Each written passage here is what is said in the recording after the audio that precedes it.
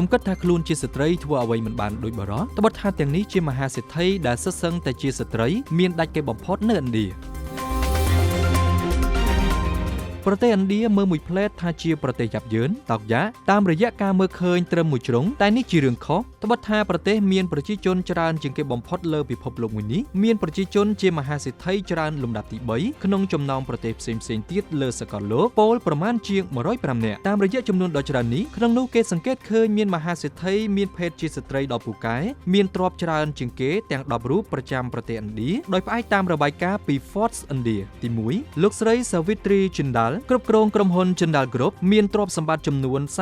37.2 លានដុល្លារទី2លោកស្រី Vika Chunchunwala គ្រប់គ្រងក្រុមហ៊ុន Titan Company Limited and Other មានទ្រព្យសម្បត្តិចំនួន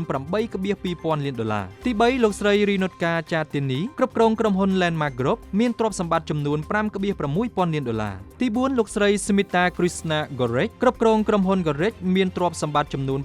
5.5 លានដុល្លារទី5លោកស្រី Vinod Kupa គ្រប់គ្រងក្រុមហ៊ុន Havas មានទ្រព្យសម្បត្តិចំនួន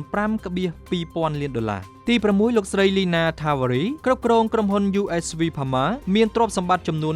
3.9 លានដុល្លារទី7លោកស្រី Falguni Naya គ្រប់គ្រងក្រុមហ៊ុន Nika មានទ្រព្យសម្បត្តិចំនួន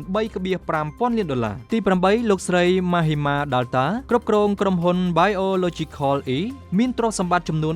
3.3 លានដុល្លារទី9លោកស្រី Radha Wembo គ្រប់គ្រងក្រុមហ៊ុន Zoho Corporation មានទ្រព្យសម្បត្តិចំនួន 3.2 លានដុល្លារទី10លោកស្រី Khairan Mazumdar គ្រប់គ្រងក្រុមហ៊ុន Biocom មានទ្រព្យសម្បត្តិចំនួន 3.2 លានដុល្លារ